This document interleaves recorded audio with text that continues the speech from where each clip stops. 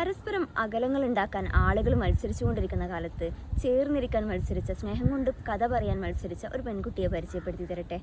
ഉത്തരേന്ത്യയിലെ ഉത്തർപ്രദേശിലെ മധുര ജില്ലയിൽ നിന്നുള്ള കൃതി എന്ന് പറയുന്ന ഒരു ബ്രാഹ്മിൺ പെൺകുട്ടി.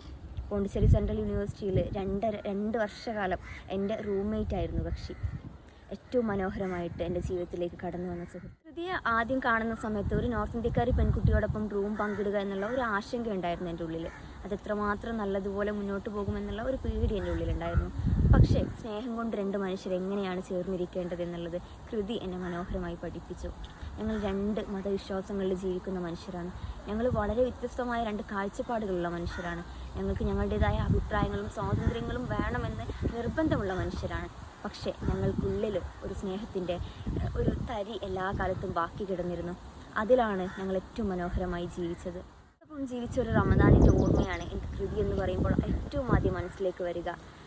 മഗ്‌രിബ് ബാങ്ക് കൊടുക്കുന്ന ഏകദേശം സമയമാകുമ്പോൾ കൃതി റൂമിൽ നിന്ന് ഇറങ്ങിയിട്ട് ഞാനിപ്പോൾ വരട്ടോ എന്ന് പറഞ്ഞിട്ട് എങ്ങോട്ടേലൊക്കെ പോകും.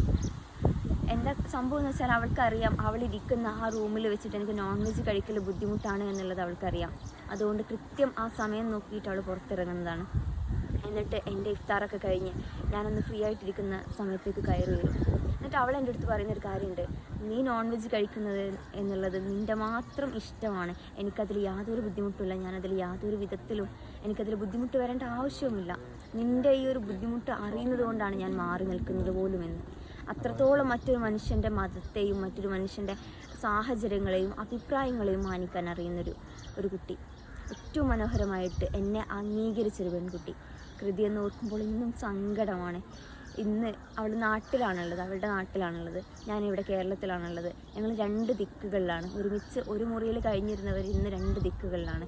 ഞങ്ങൾ എന്ന് കാണുമെന്നുള്ള പ്ലാനിങ്ങുകൾക്കപ്പുറം ഞങ്ങൾക്കതെന്നാണ് വർക്കൗട്ട് ആവുക എന്നുള്ളത് അറിയാത്ത അനിശ്ചിതത്വത്തിലാണ്. പക്ഷേ ഏറ്റവും മനോഹരമായിട്ട് എനിക്ക് സ്നേഹത്തിൻ്റെ കഥ പഠിപ്പിച്ചു തന്നത് അവളാണ്. എൻ്റെ നിസ്കാരപ്പായ വിരിച്ചു കഴിഞ്ഞാൽ അവളെ ഉച്ചത്തിൽ വെച്ചിരുന്ന പാട്ടുകളുടെ വോളിയം അവൾ കുറക്കും.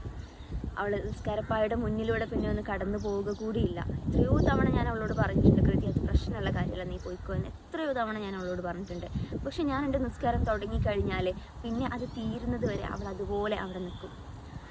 അതിനെ കടന്നിട്ട് അതിനെ മറികടന്നിട്ട് അവൾ പോവില്ല എന്നുള്ളതാണ്. ഒരു ചെറിയൊരു റൂമിൽ രണ്ട് മനുഷ്യർ ഇങ്ങനെ ജീവിക്കുന്നതിൻ്റെ ഒരു ഭംഗിയുണ്ടായിരുന്നു. ഞങ്ങൾ ധീതരത്വം എന്നൊക്കെ ചിന്തിക്കുമ്പോൾ പോലും എൻ്റെ മുന്നിലേക്ക് ഏറ്റവും ആദ്യം ഓടിയെത്തുന്ന പേര് എൻ്റെ പ്രിയപ്പെട്ട റൂംമേറ്റിൻ്റേത് തന്നെയാണ്. ഇന്ന് എത്രയോ അകലെയായിരുന്നാലും എനിക്കറിയാം, എനിക്ക് എന്തൊരാവശ്യം വന്നാലും കൃതി ഏറ്റവും അടുത്തായിട്ട് എനിക്കൊപ്പം ഉണ്ടെന്ന്. 2 വർഷം ഒരു മുറിയിൽ ഒരു മനുഷ്യൻ്റെ കൂടെ ഇത്ര മനോഹരമായിട്ട് ജീവിക്കാൻ കഴിഞ്ഞെങ്കിൽ അതൊരു ഭാഗ്യമാണെന്ന് തന്നെ ചേർത്ത് വെക്കുന്നു. കൃതി, എൻ്റെ പ്രിയപ്പെട്ട മഞ്ചാടി പെൺകുട്ടി, എനിക്കെന്നും ഏറ്റവും നല്ലത് മാത്രം സംഭവിക്കട്ടെ ജീവിതത്തിൽ.